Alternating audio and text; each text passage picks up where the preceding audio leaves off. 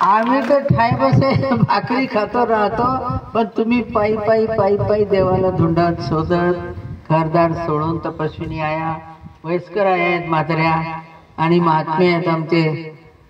माझ्या श्री गुरुजीने एक श्लोक सांगितला होता, केल्याने देश आटन पंडित मैत्री सभेत संचार काव्य शास्त्र विलोकनेन मनुजा चातुर्य तसे भार. असे चतुर आमचे महात्मे जे तुम्हाला बरोबर रस्त्याने आणतात, जे तुम्हाला बरोबर लिहा सांगतात, जे तुम्हाला बरोबर कुठे जेवण कुठे पाणी कुठे चहा ती व्यवस्था करतात, ते चतुर आहेत. त्यांनी थोड्या वेळातच भेटकाळी करून घेतला, विधी उरकून घेतला आणि तुमच्यासाठी मला 2 शब्दही बोलायला लावले. हे कुशळ वर्ग आहे, हे त्यांचाही गुण आहे, थोरी आहे. नाही तर काही लोकांना सुचत नाही, पण त्यांच्यात हे सगळे एक रंगाचे आहेत वर्ग आहे. हे तुमचे छान आहे. त्यानंतर तुमच्या थोरी आहे.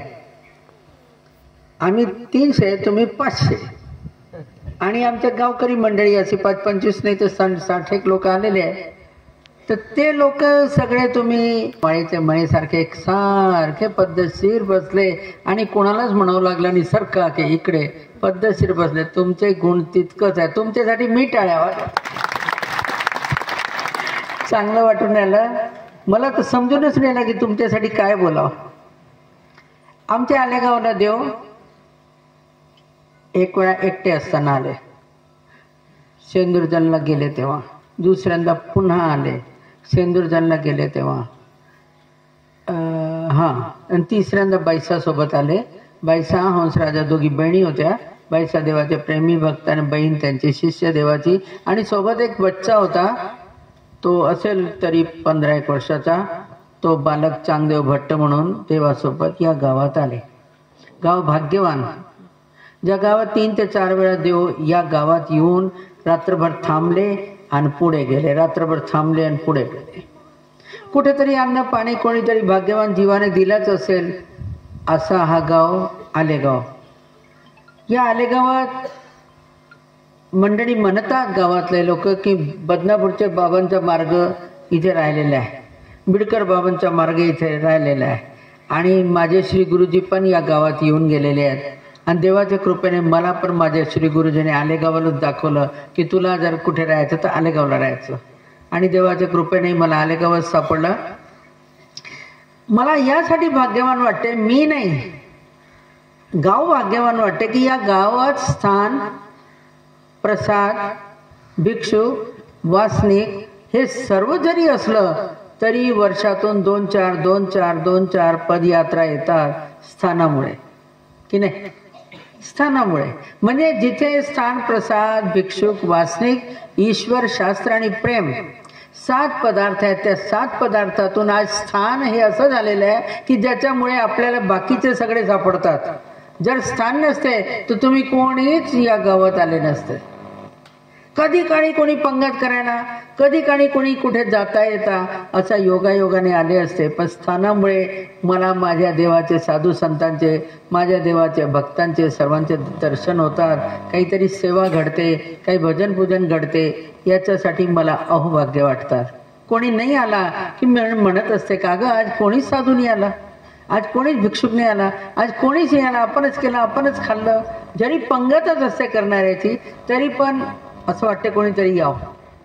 आज तुम्ही इतके लोक आले, खूप आनंद झाला. याच गावामध्ये राहून मला जे भिक्षुक, बाया, तपस्वी, महंत, संत कधी जाऊन पाहायला भेटले नसते कदाचित, पण ते इथे येतात. आजच सकाळी 30 वर्षापूर्वी कधीतरी आमची भेट झाली असेल. ते बाबा आज रात्री इथे होते. तुम्हाला काल भेटले वाटते कुठेतरी चिंचाळ्याला की गटाळीला पारशिवनीचे. तर ते पश्चाताप करत होते की मी 30 वर्षानंतर का आलो, लवकर का आलो नाही. त्यांना पश्चाताप वाटत होता, मलाही पश्चाताप वाटत होता. किती वर्षानंतर आपली भेट झाली. सांगण्याचे हेतू, या देवाच्या कृपेने आज स्थानामुळे पुढचं सगळं भेटते. स्थानामुळे तुम्हाला प्रसाद, स्थानामुळे वासनिक, स्थानामुळे भिक्षुक, स्थानामुळे शास्त्र, आणि स्थानामुळे तुम्हाला परमेश्वराच्या प्रेमाचा उपाय घडते. आणि तेव्हा तुम्हाला परमेश्वर आणि परमेश्वराचा प्रेम भेटणार. त्याच्यासाठी तुम्ही लाईनमध्ये लागलेले आहात. ज्यांनी ज्यांनी उपदेश घेतलेला आहे ते एक लाईन लागलेली आहे. ज्यांना ज्यांना मार्गाची खूप आवड तयार झालेली आहे ती दुसरी लाईन लागलेली आहे. त्यात पहिल्यापेक्षा कमी असतील.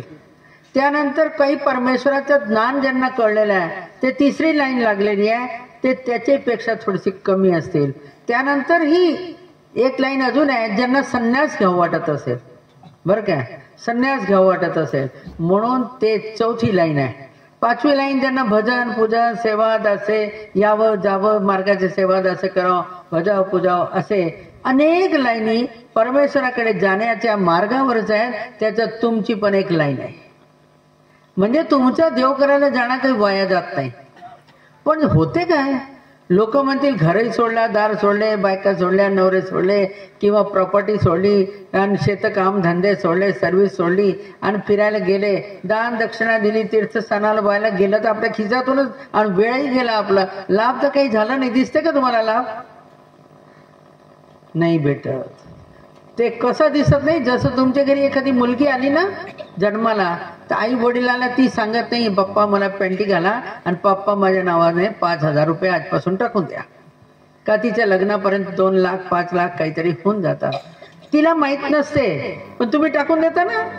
तसं तुमच्या खात्यात देवाजवळ उघडले गेले, ते ऑटोमॅटिक तुमच्या खात्यात तो जात आहे आणि व्याजासहित तुम्हाला भेटणार आहे. आणि आमच्या देवाचं देणगी इतकी जबरदस्त आहे की तुम्ही समजा पैसे 100 रुपये बँकेत टाकले ना तर तुम्ही व्याज घ्याल 110 भेटतील. तर पैसाही काढून घेतला, 10 रुपये काढून घेतले आणि खातं बंद करून टाकलं. पण आमच्या देवाचं खातं असं जबरदस्त आहे की तुम्ही कितीही पैसे काढून घेतले, पूर्णात पूर्ण माद आहे, पूर्ण मेवावशिष्यते, पूर्णातून पूर्ण काढून घ्या, 100तून 100 काढून घ्या, व्याजासहित 110 काढून घ्या, पुन्हा तेवढं शिल्लक असते. हे तुमचे भाग्यात आहे. म्हणून आपले आपले भाग्य गमवू नका, बरं काय. ज्यांना मार्गाची आवड लागली असेल त्यांनी ज्ञानाला पात्र व्हा, ज्यांना ज्ञान झालं असेल त्यांनी संन्यासाला पात्र व्हा, ज्यांना संन्यासाची आवड असेल त्यांनी घरदार सोडण्यामध्ये विलंब लावू नका, परमेश्वराकडे जाण्याचा लवकर वेळ लावा. मी आश्रम 3.5 एकराचा बांधलेला आहे, भरपूर जागा आहे आपल्याजवळ, टेन्शन घ्यायची नाही. कुठेही जागा आहे, पंथात भरपूर आश्रम मंदिर आहे, कुठेही राहिलं तर काही हरकत नाही, पण माझ्याजवळ जागा आहे मुबलक, बरं काय. आता तुमचं एवढं शुभचिंतन करते. तुम्हाला सर्वांना देव भेटो, दर्शन देव. कारण देव म्हणतात दुःखाने डोंगरातून कुठून तुम्ही आले, आज वाट बरोबर सापडली आज, नाही तर दर पदयात्रेवाल्याला बिचारायला घुमून यावं लागते. खूप नाही सापडली, आज इथेच आहे. आता तर दादा यशराज तुझ्याकडे लागला, या सर्वांचे कष्ट तू खतम कर. तुला आजपासून हे रस्ता बनवायचा, एखाद्या डेंडे लावून काहीतरी माइल स्टोन दादा भेटतात ना, तसे स्टोनवर चुना द्या आणि ती वाट काढा. कष्ट होतील, खर्च लागेल, मजूर लावा, पण ते वाट दाखवा. कारण प्रत्येक पदयात्रेवाल्याला कष्ट होतात, मला आवडत नाही. किती त्रास होते येताना म्हणा की जाताना म्हणा. आणि मागचे 1-2 तर यात्री आले होते दादा, त्यावेळेला शेतात पाणी होतात नाल्यात, आणि त्याच्यातून चिखलातून माखून आले बिचारे. त्यांना शेवटी आली म्हटलं तुम्ही आधी आंघोळी करा, तुमचा थकवा अर्धा दूर होईल. इतकं थकून गेले होते ते, एवढाले तोंड झाले होते. म्हणून तुमचे चेहरे पाहून मला वाटलं पाणी प्यावं यांनी पहिले. मी तर चहाही देत होती, पण ते बाबा नाही म्हणे आधी जेवतो म्हणे आम्ही. म्हणलं ठीक आहे, जाताना चहा प्या. ते सांगण्यात येतो तुम्हाला देव भेटो, तुमच्या कष्टाला स्वीकार करा. तुमचे कर्माचा नाश होणार हे म्हणा लागत नाही.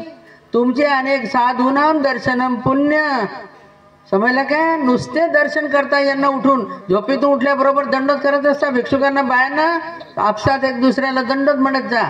तेवढ्या दंडताने सुद्धा लाभ आहे. तर मग तुम्ही देव करायला निघाले, सगळे कष्ट सहन केले, हे सगळे लाभच लाभ आहेत. त्याचा काही विचार करायचा नाही.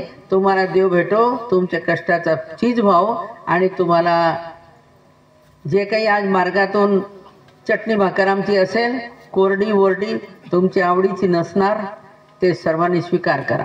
दुसरा, काही मंडळीकडून थोडं थोडं काहीतरी सर्वांसाठी काही त्यांनी भिक्षुकांसाठी दिलेलं आहे, त्या देणाऱ्यांनी घाई करू नये. त्यांना आधी जेवायला बसू द्या. गंधक्षत फक्त नंतर करू आपण, फक्त जीव घाला पहिले. देणारे घेणारे विधी निमित्तीचा असो की सर्वांचा ते नंतर करा. त्यांना भूकतान हरण, ज्याला पीडा हरण म्हणतात, खडं पिरा आणणार ते, म्हणून पहिले ते विधी करायचं. बाकी कुणाला काही त्रास असेल, काही सुखदुःख असेल, काही औषध लागत असेल, ते पण इथे उपलब्ध आहे. 2-3 प्रकारचे औषधी असतात. आमचे कानेराज दादा ते तुम्हाला भेटतील. इकडे विमल दिदी म्हणजे मोठ्या दिदी, ते तुम्हाला भेटतील. त्यांच्याकडून दवाखाना तुम्ही करू शकता. कोणाला इंजेक्शन औषध तसंही असेल तर मी डॉक्टरला आवाज देते, इथे डॉक्टर येऊ शकतो बर काय, त्याची काही टेन्शन घ्यायची नाही.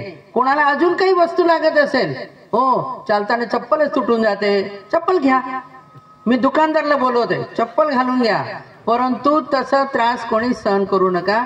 तुम्ही त्रास सहन कराल पण मला नको वाटेल की माझ्या ठ्यावर तुम्ही आले आणि तुम्हाला त्रास व्हावं. काही बाकी त्रास आमच्याकडून झाला तर माफ कर जा, पोटात ठेव जा, चांगलं असलं तर सोबत न्या. भगवान श्री.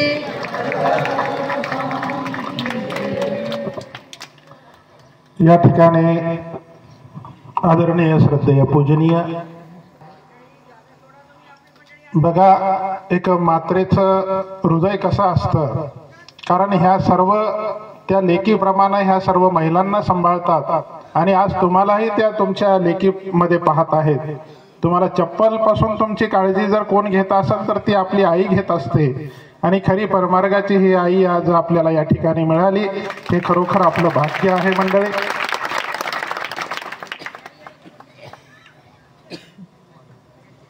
यानंतर उपहार